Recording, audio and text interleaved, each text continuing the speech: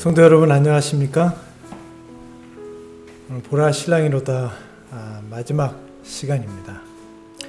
오늘 실물교훈 29장에 있는 내용과 재림신앙의 두 기둥 이 부분을 우리가 함께 연구하면서 하나님의 말씀을 우리의 마음 가운데 살피고자 합니다. 먼저 성경 이사야서 61장 1절과 2절에 있는 말씀을 함께 읽고 이 시간 순서를 이어가도록 하겠습니다. 구약 성경 이사야 61장 1절과 2절입니다. 주 여호와의 신이 내게 임하셨으니 이는 여호와께서 내게 기름을 부으사 가난한 자에게 아름다운 소식을 전하게 하려 하심이라. 나를 보내사 마음이 상한 자를 고치며 포로된 자에게 자유를, 갇힌 자에게 노임을 전파하며 여호와의 은혜의 해와 우리 하나님의 신원의 날을 전파하여 모든 슬픈 자를 위로하되. 이사야 61장 1절로 2절을 읽어드렸습니다. 오늘 이사야 61장에 나타난 이 말씀은 어떤 사건을 가리키는 말씀인지 여러분 혹시 알고 계십니까? 이사야 61장은 메시아의 사명을 보여주고 있는 사건입니다. 우리가 이 말씀의 배경과 의미를 좀 더 구체적으로 알기 위해서 이 말씀이 반복된 신약 성경의 누가복음 4장을 좀 한번 살펴보겠습니다.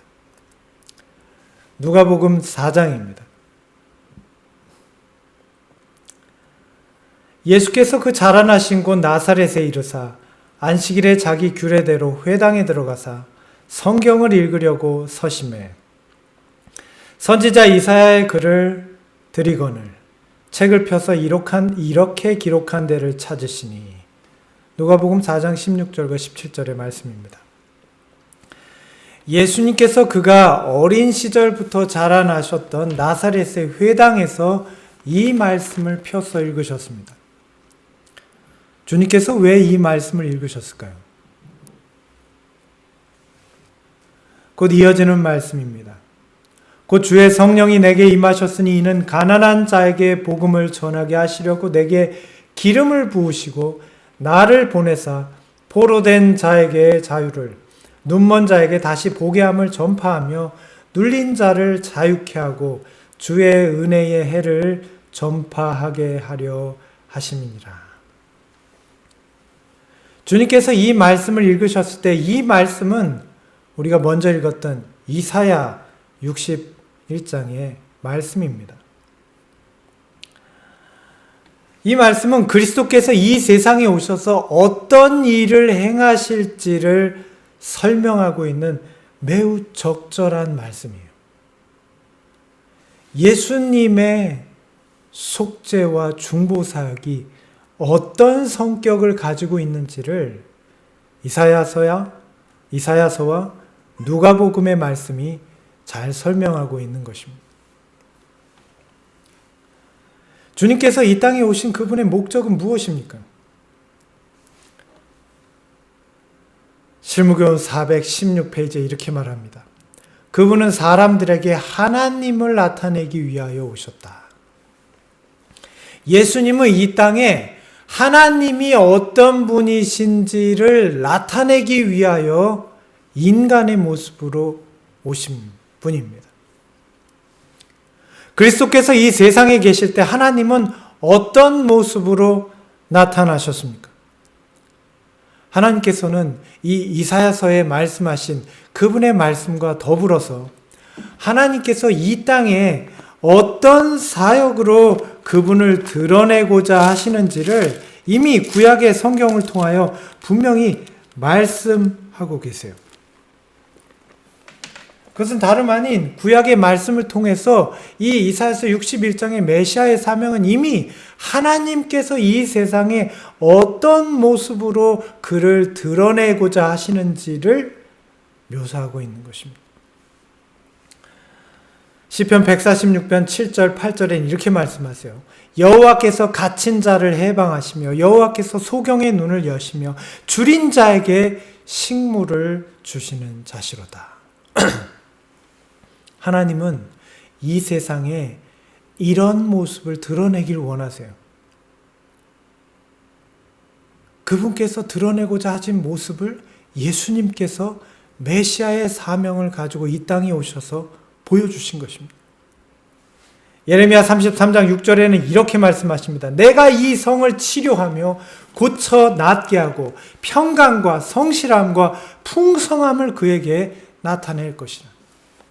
하나님께서 이 세상에 어떤 모습으로 자신을 드러내고자 하시는지를 성경에는 분명히 증거하고 있습니다. 그리스도께서는 그 모습을 이 땅에 오셔서 인간으로 나타난 하나님으로 드러내셨어요. 그분이 그들에게 읽어 보이셨던 누가복음 4장의 말씀, 이사야 61장의 말씀은 메시아의 사명이 맞습니다. 그분이 하시는 일이에요. 그런데 그럼에도 불구하고 왜 주님께서 읽으신 그 말씀을 함께 들었던 나사렛에 있었던 많은 유대인들은 깨닫지 못했을까요? 이 말씀이 누구를 가르치며 어떤 일을 가르치는지에 대해서 왜 이해하지 못했을까요? 이어지는 말씀입니다. 책을 덮어 그 맡은 자에게 주시고 앉으시니 회당에 있는 자들이 다 주목하여 보더라. 이에 예수께서 저희에게 말씀하시되 이 글이 오늘날 너희 귀에 응하였느니라 하시니 저희가 다 그를 증거하고 그 입으로 나오는 바 은혜로운 말을 기이 여겨 가로되 이 사람이 요셉의 아들이 아니냐.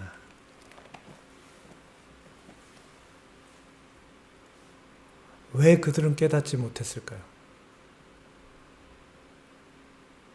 하나님의 분명한 뜻을 이미 이사야 61장과 더불어서 구약의 시편과 예레미야에 어떠한 모습으로 이 세상에 자신을 나타내 보일지를 이미 인간에게 나타내 보이셨던 하나님께서 구약의 말씀과 신약의 성취로 예수님이 이 말씀을 증거하셨을 때 그들은 왜 깨닫지 못했을까요? 오늘 우리가 읽었던 이 말씀은 그 이유를 우리에게 보여주고 있습니다. 유대인들에게는 안식일마다 토라를 읽는 습관이 있었습니다. 유대인들은 특별히 안식일의 회당에서 토라와 연관된 주제의 선지서의 말씀을 읽는 습관이 있어요. 이것을 하프타라라고 부릅니다. 이 하프타라라는 뜻은 토라를 부분 나눠놨다라는 뜻이에요. 이는 토라인 모세 오경의 내용을 더 풍성하게 하기 위해서, 왜냐하면 맨날 토라인 모세 오경만 읽으면 한쪽으로 편중될 수 있잖아요. 그래서 이 토라, 곧 모세 오경의 주제들을 54개로 분류해서 그 54개로 정리한 이 토라의 내용들을 안식일마다 읽는 것입니다. 이러한 그들의 습관은 언제부터 시작되었는지 일설에 의하면 셀류쿠스 왕조의 안티오쿠스 에피파네스가 유대를 점령하면서 성전에서 토라 읽는 것을 금지하게 되었는데 이때부터 일어난 관습이라는 설이 있습니다. 만약 이것이 사실이라면 이 유대인들이 안식일에 성전에서 이 하프타라 선지서를 읽는 이 습관은 2000년이 넘는 아주 오랜 시간 동안 있었던 습관이에요. 예수님은 어쩌면 그들의 이러한 오랜 관습에 따라 말씀을 펴셨을 수 있습니다. 그런데 놀라운 것은 이 유대인들이 이 선지서의 말씀들을 이 하프타라로 나누어서 연구하는데, 그 가운데 그들이 연구하지 않는, 읽기를 꺼려하는 성경이 있어요. 예를 들면 이사야 53장입니다. 유대인들은 이사야 53장을 연구하거나 묵상하지 않습니다. 그 이유는 메시아가 죽임을 당하는 내용이기 때문이에요. 유대인들에게, 특별히 어린아이에게까지 이 토라를 가르치는 습관이 있는데, 특별히 이사야 53장을 읽을 차례가 되었을 때 그것을 건너뛰고 넘어가면 어떤 아이들은 질문하는 것이죠. 왜 이것은 읽지 않습니까? 라고 하면 그들은 이렇게 대답한다고 그래요. 이건 시험에 내지 않을 거야. 이게 넘어간다고 그래요. 그들은 왜 이사야 53장을 연구하지 않을까요? 이어지는 말씀을 통해서 우리는 이것이 뭘 의미하는지에 대해서 깨닫게 됩니다. 이사야 53장은 예수 그리스도를 가장 확신 있게 메시아로 증거하는, 그리스도로 증거하는 구약의 성경이기 때문입니다. 오늘 우리가 본문으로 읽었던 이사야 61장 1, 2절 역시 유대인들이 즐겨 읽지 않는 구약의 성경입니다. 그 내용이 무엇입니까? 메시아 곧 그리스도께서 세상에 오셔서 그 백성에게 행하실 일을 나타내고 있는 거예요. 그런데 그들은 그 메시아 그리스도가 그들에게 베푸시는 그 구원이 그들이 생각한 것과 매우 다르다고 생각했기 때문입니다. 마음에 한번 품은 불신은 나사렛 사람들을 계속 지배하였다. 이런 불신이 사내들인과 국가를 지배하였다. 제사장들과 백성들에게 있어서 성령의 능력의 증거에 대한 첫 번째 거절은 곧 그들의 종말의 시작이었다. 그들이 생각한 구원은 환경의 변화지 개인의 변화가 아니었어요. 그들이 생각한 구원은 세상의 변화이지 심령의 변화가 아니었어요. 그들은 그들의 나라가 로마 제국으로부터 독립하게 하는 것이 메시아의 구원이라고 생각했습니다. 또한 그들을 성가시게 하는 주변 이방 나라들을 쳐부수는 것이 메시아의 구원이라고 생각했어요. 그런데 그들은 그들 자신이 변화되기를 원치 않았어요. 그러나 주님께서 이루실 그들의 구원은 그 백성들의 변화였어요.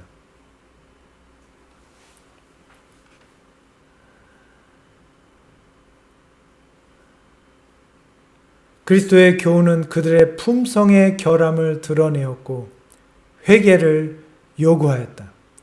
그들이 예수님의 교훈을 받아들인다면 그들의 행습은 변화되어야 하며 그들이 품었던 희망은 포기되어야 한다. 하나님께서 그리스도를 통하여 그 교훈들을 증거하실 때 이 그리스도의 교훈은 그들에게 있어서 그들의 심령에 있는 그들의 품성의 결함을 드러내는 것이었어요. 그것이 예수님께서 이 땅에서 이루시는 그분의 구속사역의 한 모습이에요. 그들의 회개를 촉구하는 거예요. 예수님의 교훈을 받아들였다면 그들의 행동이 변화될 수밖에 없었어요. 주님께서 이루고자 하신 것은 그들의 품성의 변화, 그들의 심령의 변화예요.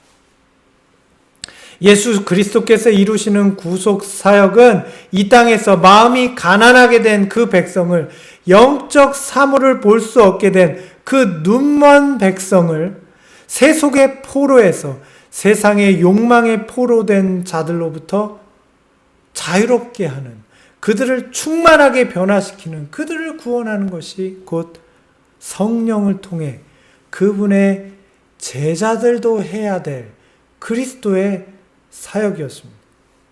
이것이 예수님이 이 땅에서 이루시는 중보의 사역이었고, 이것이 예수님께서 그들의 제자들에게 요구하시는 사역이었어요.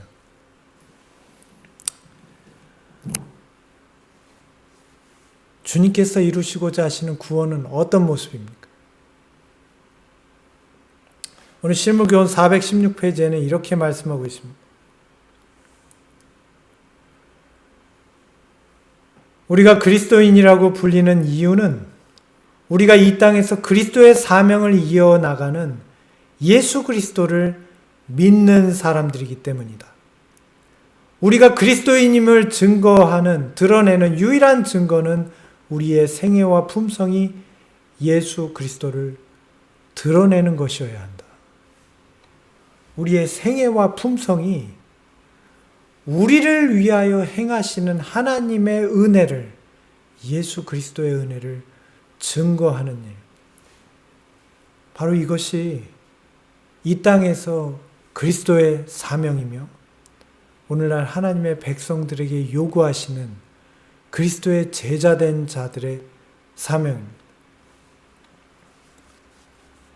말씀은 이것을 이렇게 증거하고 있습니다. 이같이 너희 빛을 사람 앞에 비추게 하여 저희로 너희 착한 행실을 보고 하늘에 계신 너희 아버지께 영광을 돌리게 하라. 이 말씀의 뜻은 무엇입니까? 오늘 우리에게 나타나는 그리스도인의 선한 말과 행동은 우리 안에 있는 예수 그리스도의 품성으로부터 나오는 것이에요. 우리 안에 있는 예수 그리스도의 품성은 우리를 그리스도를 닮은 선한 삶으로 인도하고, 이는 이 은혜의 시기 동안 진실한 사람들을 하나님의 품성으로 하나님 앞으로 인도해 주는 것입니다. 이런 백성들의, 이런 진실한 그리스도인들의 모임이 곧 교회예요. 교회는 이 세상의 낙담한 자들과 슬퍼하는 자들에게 하나님의 품성을 경험하게 하는 것입니다. 그들은 이런 진실한 사랑을 성령으로 예수 그리스도의 품성을 마음에 가진 하나님의 백성들의 경험을 통해, 삶을 통해 보여줘요. 이것이 하나님의 백성들이 이 지상에서 교회를 통해서 나타내어야 될 하나님께서 우리를 향한 그분의 목적, 그리스도인들의 사명이에요. 그리하여 우리는 이 어두운 한밤중 같은 세상에 교회가 존재함으로 인해서, 하나님의 진실한 한 백성이 존재함으로 인해서 이 세상에 절망한, 욕망에 포로된, 사단의 속박과 죄악에 노예된 사람들에게 예수 그리스도의 놀라운 사랑과 그 은혜를 증거하는 백성이 되는 것입니다. 오늘 우리에게 이러한 능력이 가능하게 해주는 것은 무엇입니까? 우리 안에 무엇이 이러한 능력을 우리에게서 나타나게 할까요? 이어지는 말씀에는 이렇게 증거하고 있습니다. 그리스도께서 우리 안에 거하시면 우리의 마음은 거룩한 동정심으로 충만하게 될 것이다. 지금까지 막혔던 그리스도의 것과 같은 진지한 사랑의 샘물이 터져나오게 될 것이다. 우리는 이런 한 백성입니까? 그리스도께서 우리 안에 거하고 계십니까? 여러분 그것을 확신하십니까?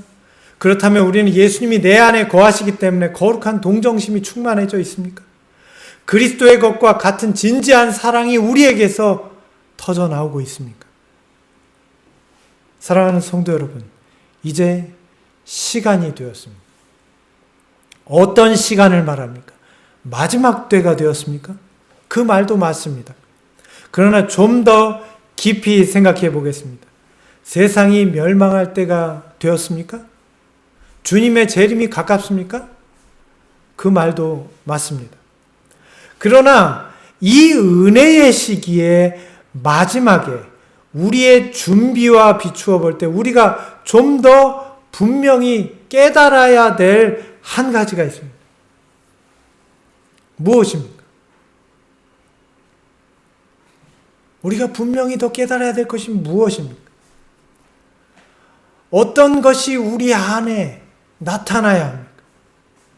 오늘 요한계시록 19장 7절과 8절에는 이렇게 말씀하고 있습니다. 우리가 즐거워하고 크게 기뻐하여 그에게 영광을 돌리세. 어린 양의 혼인기약이 이르렀고 그 아내가 예비하였으니 그에게 허락하사 빛나고 깨끗한 세마포를 입게 하셨은즉 이 세마포는 성도들의 옳은 행실이로다 하더라. 이제 어린 양의 혼인기약이 이르렀습니다. 2844년 이후에 지난 200년간 끊임없이 보라 신랑이로다 맞으러 나오라는 이 밤중 소리의 기별이 증거되었고 하나님의 계명과 예수의 증거를 가진 백성들의 삶에 관한 진리가 증거되었습니다. 이제 하나님의 남은 한 백성이 출현해야 하고요. 하늘 성소에서 마지막 그 조사 심판의 사역이 마쳐질 때가 가까웠습니다. 이제 예수 그리스도께서 그의 아내 하늘의 시온성 새 예루살렘과 영원히 하나됨을 선포하는 혼인식이 이루어지게 될 순간이 가까웠어요. 저와 여러분은 이 혼인식에서 그분의 아내가 될 새 예루살렘의 백성이 되어야 할 때가 된 것입니다. 우리는 준비되었습니까? 이제 이를 위한 우리의 준비는 빛나고 깨끗한 혼인 예복을 입는 것입니다. 이 예복은 곧 성도들의 옳은 행실, 의로운 품성의 자연스럽고 필연적인 결과임을 우리는 알게 되었습니다. 오늘 우리는 이 혼인 예복, 곧 성도들의 옳은 행실이 의로운 품성의 자연스러운 결과임을 알게 돼요. 그리스도의 품성이 있으면, 의로운 품성이 있으면 옳은 행실이 나타나요. 오늘 우리에겐 그러한 옳은 행실이 나타납니까? 오늘 우리의 삶에 대하여 이렇게 얘기합니다. 하나님의 백성들은 축제와 희락을 하는 것처럼 자신을 단장해야 할 것이다. 그들은 슬픔의 옷을 벗어버리고 잔치 때의 옷으로 갈아입게 되었다. 그들은 하나님의 형상으로 재창조되고 그와 같은 성품으로 옷 입었기 때문에 의로웠다. 하나님의 백성들이 의의 열매를 맺고 하나님의 품성의 특징이 그들의 삶에 나타날 때 하나님이 높임을 받으신다. 오늘 이것이 오늘 성도인 우리에게 입혀져야 될 하나님의 의의 옷, 그것으로 나타나는 결과들입니다. 그러므로 오늘 만약 우리의 삶 가운데 이런 결과가 나타나지 않는다면 오늘 어쩌면 우리는 그리스도의 품성을 경험하지 못하고 있는 것입니다. 오늘 예수님의 품성을 우리가 이 진리를 통해 이 마지막 교회를 통하여 이 마지막 시대에 주신 진리를 통하여 우리의 믿음의 시선이 하늘 지성소의 그리스도의 중보 사역과 이루어질 어린 양의 혼인식에 맞추어져 있다면 우리는 하나님의 거룩한 빛나는 세마포를 입은 하나님의 거룩한 의의 예복을 입은 백성으로 준비되고 있어야 합니다. 하나님의 의로운 행동이 나타나는 하나님의 품성을 경험하는 백성으로 준비되어 가야 합니다. 오늘 하나님의 백성들인 우리의 준비는 어떤 것이어야 할까요? 여러분 어떤 준비를 하고 계십니까? 우리는 현실적으로 삶 가운데 어떠한 준비를 갖추고 있습니다. 사도 베드로는 분명히 증거하고 있습니다. 그는 말합니다. 너희의 단장은 머리를 꾸미고 금을 차고 아름다운 옷을 입는 외모로 하지 말고 오직 마음에 숨은 사람을 온유하게 하고 안정한 심령에 썩지 아니할 것으로 하라. 이것이 하나님 앞에 값진 것이니라. 우리는 하나님 앞에서 값진 준비를 해야 돼요. 세상이나 사람 앞에 값진 준비가 아니라 하나님 앞에 아름답게 보일 준비를 해야 돼요. 머리를 꾸미고 금을 차고 아름다운 옷을 입는 외형이 아니라 우리의 마음에 숨은 사람, 우리의 심령, 우리의 품성이 예수 그리스도를 닮은 온유하고 안정한 그러한 행실을 나타낼 수 있는 그리스도의 썩지 않는 품성이 우리 속에 나타나야 한다는 것입니다. 이것만이 하나님 앞에 값진 것이에요. 오늘 우리의 삶 가운데 이러한 준비가 제대로 갖춰지고 있습니까? 오늘 우리에게 가장 시급한 준비는 어떤 외형적인, 어떤 환경적인 준비가 아니라 우리의 심령의 준비입니다. 이것만이 하나님 앞에서 값진 것입니다. 오늘 우리는 어떠한 모습으로 살고 있습니까? 하나님께서는 우리에게 물질로 궁핍한 자들을 도와주기를 요구하실 뿐만 아니라 우리의 쾌활한 모습과 희망을 주는 말과 친절한 악수로 도와주기를 요구하신다. 그리스도의 품성이 나타나는 자들에게, 그 품성을 경험하는 자들에게, 믿음으로 하늘 지성소에 그 시선을 고정한 자들에게 나타나야 될 일은 우리의 것이 아니라 하나님께 드릴 영광으로 우리의 삶을 하나님께 되돌려 드리는 것입니다.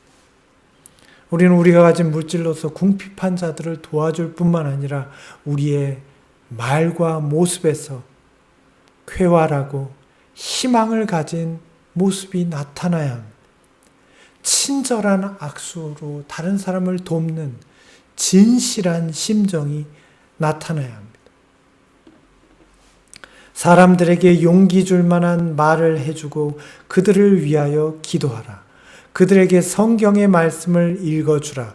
그들을 예수께로 데려오라. 그들에게 한 크신 의원이 있다고 말해주라. 오늘 우리의 모습, 우리의 삶으로 인해, 우리의 말과 행동으로 인해 사람들이 용기를 얻고 우리가 전해주는 하나님의 말씀과 진실한 우리의 삶을 통한 예수 그리스도의 품성에서 나타난 놀라운 복음의 증거를 통하여 그들을 하늘에서 중보하시는 예수 그리스도께 인도해 줄 수 있어야 합니다. 세상에 고통받고 괴로워하는, 병중에 있는, 실망 가운데 있는 우울함과 괴로움에 빠진 이 세상에 크신 한 의원 그리스도께서 우리를 위하여 중보하고 계심을 말해 줄 수 있어야 합니다. 우리의 삶으로 말해 주는 것입니다. 기별은 말로만 증해지지 않습니다. 우리의 하나님의 놀라운 복음과 기별이 증거되는 통로는 바로 우리의 삶입니다. 우리의 말과 우리의 행동이에요. 우리의 생활이에요. 오늘은 우리는 이 세상에 어떠한 빛을 비추어야 합니까? 죄와 슬픔과 고통과 흑암에 쌓인 이 지구를 하나님의 사랑을 아는 지식의 빛으로 비추어야 한다. 오늘 바로 이러한 삶이 저와 여러분이 살아야 할 마지막 때에 빛나고 깨끗한 예복을 입는 성도의 준비된 삶의 모습입니다.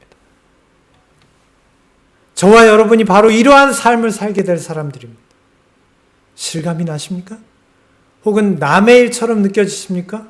그렇다면 왜 그렇게 느껴지고 있을까요? 우리가 아직도 이기적인 삶을 살고 있기 때문이 아닙니까? 그럼 이기적인 삶을 사는 우리는 행복한가요? 우리는 이렇게 살아도 행복하지 않습니다. 여전히 두렵고 여전히 불편하고 여전히 불행합니다. 깊은 외로움과 고독감이 있어요. 그럼 우리에게 언제 용기가 넘치나요? 언제 능력이 충만함을 느끼십니까? 저는 알고 있습니다. 여러분도 아마 느끼신 적이 있으실 거예요.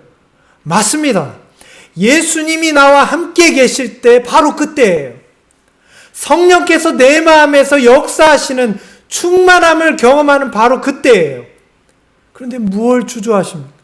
그분 앞으로 나아오십시오. 바로 지금이 그때예요. 다음해가 아니에요.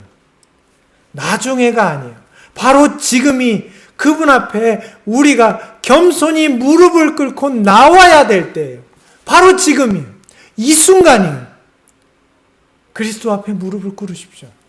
겸비하게 우리를 위하여 중보하시는 그분 앞에 무릎을 꿇고 이렇게 회개하게 되기를 소망합니다.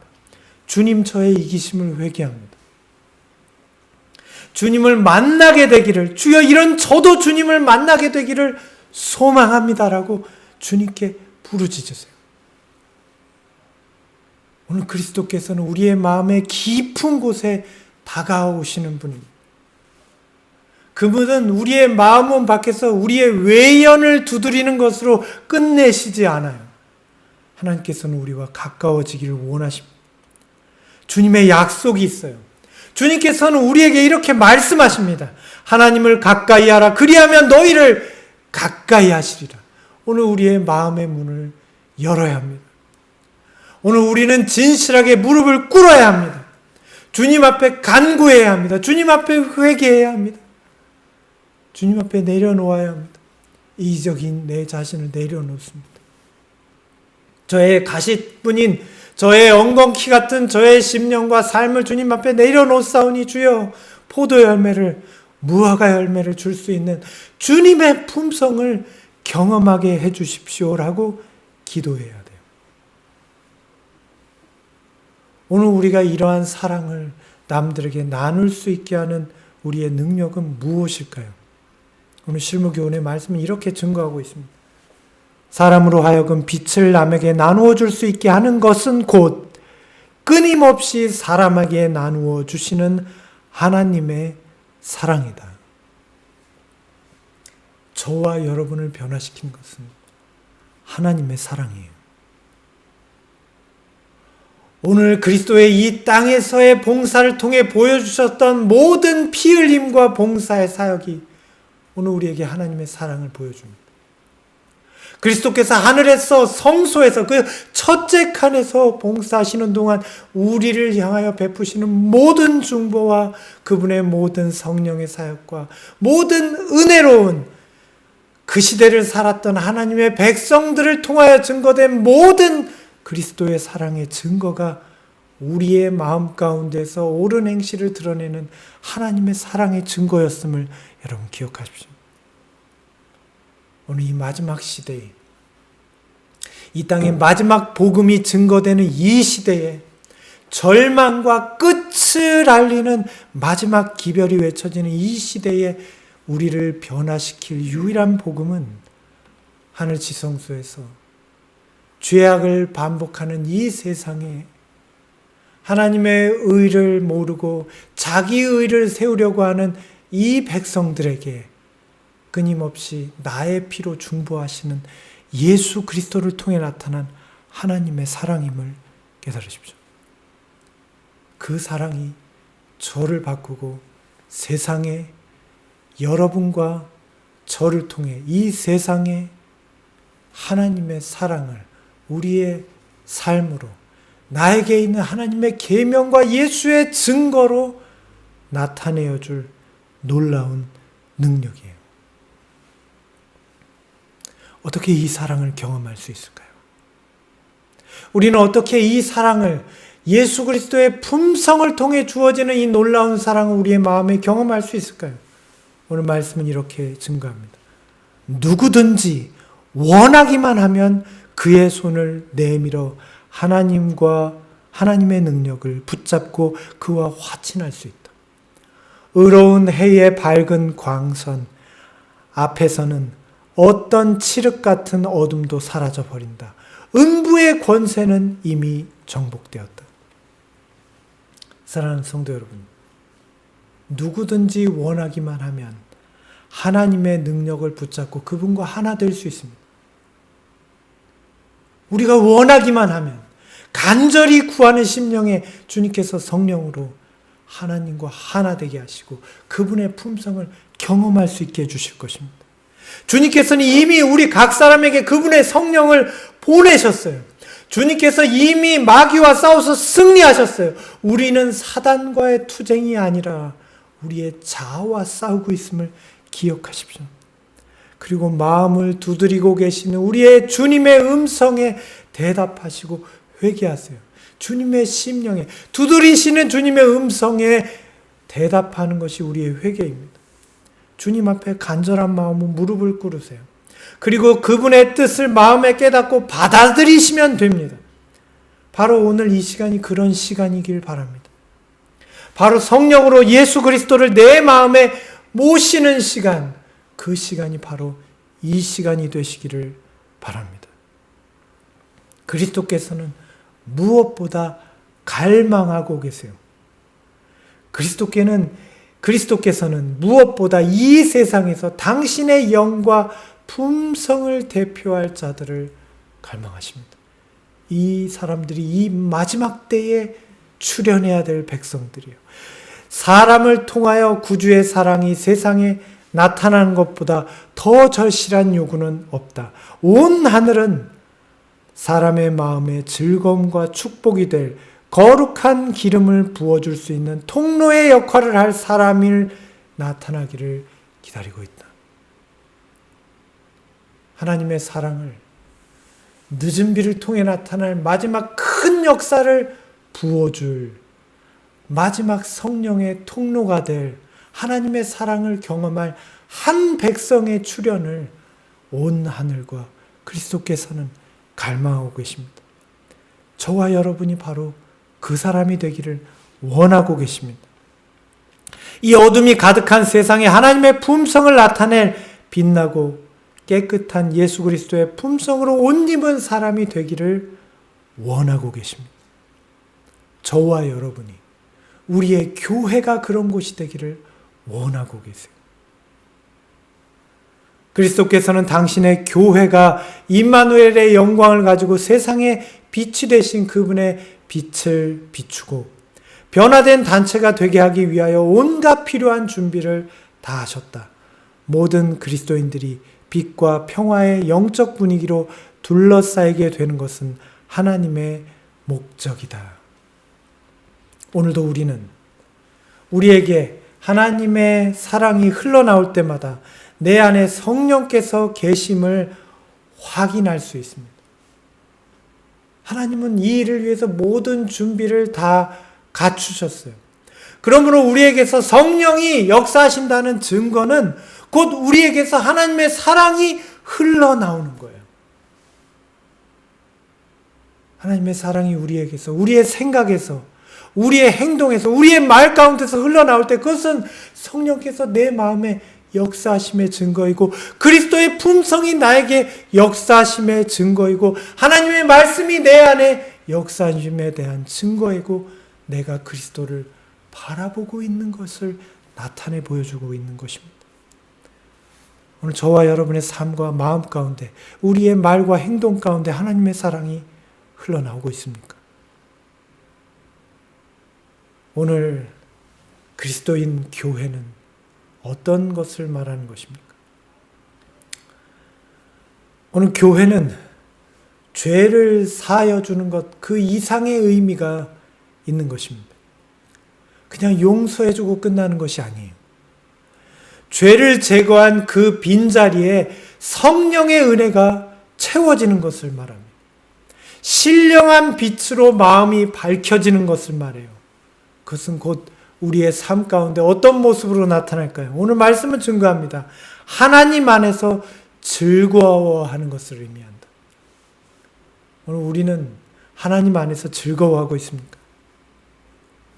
예수께서 내게 임재하실 때 그분의 축복이 내게서 경험되어지는 것입니다.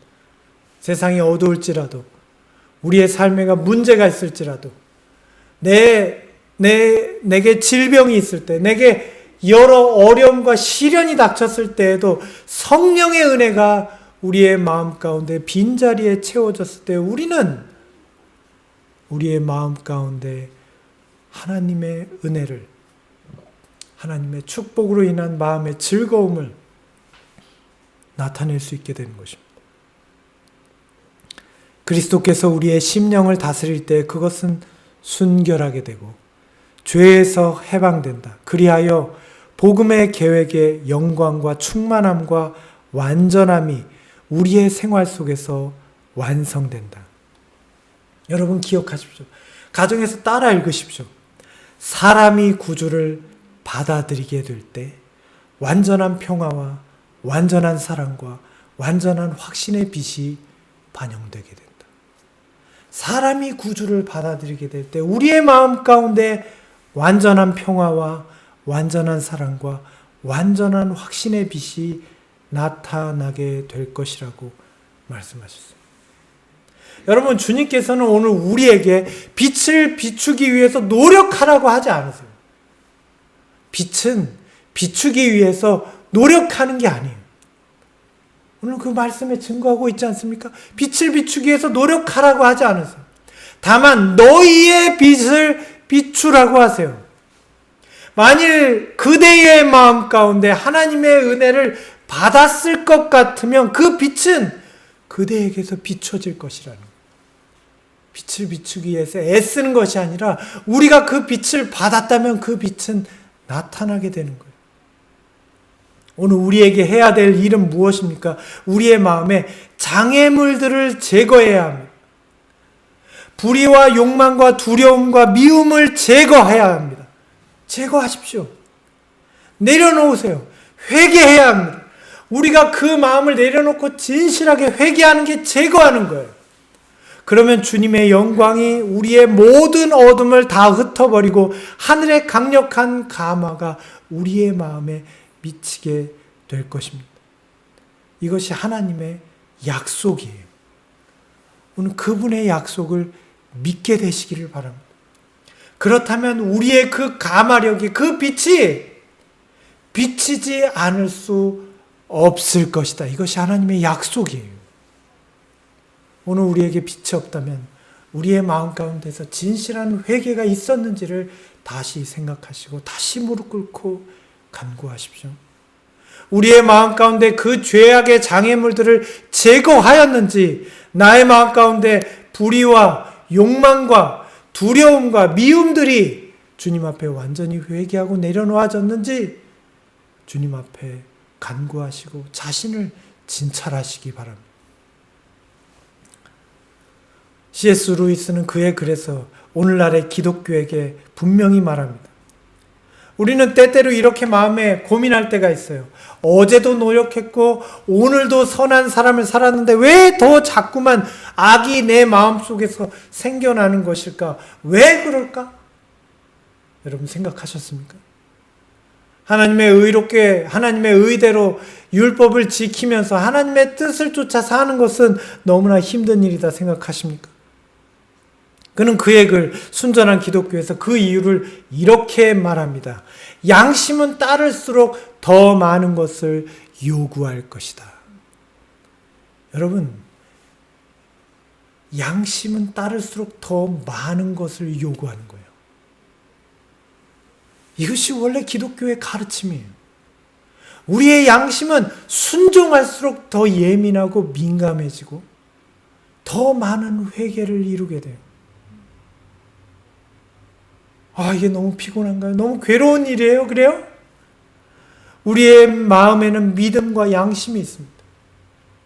우리의 양심은 우리를 그리스도의 품성에 비추어 율법의 요구를 이루지 못하고 있음을 계속 드러냅니다. 마지막 한 조각까지 우리의 모든 이기심을 드러내요.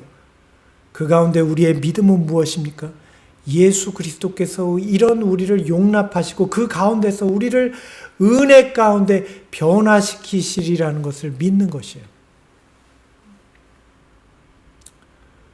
여러분, 오늘 우리의 믿음이 무엇입니까? 이런 믿음을 가지고 계십니까?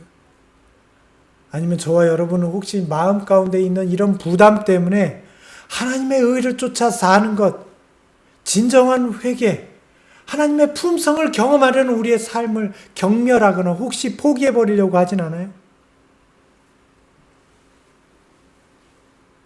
이어지는 말씀에 그는 또한 이렇게 말하고 있습니다. 하나님은 여러분을 마치 작은 그리스도 보듯 하십니다. 그리고 그리스도는 여러분 곁에서 여러분을 진짜 작은 그리스도로 바꾸어 가십니다. 이것이 하나님의 뜻이에요.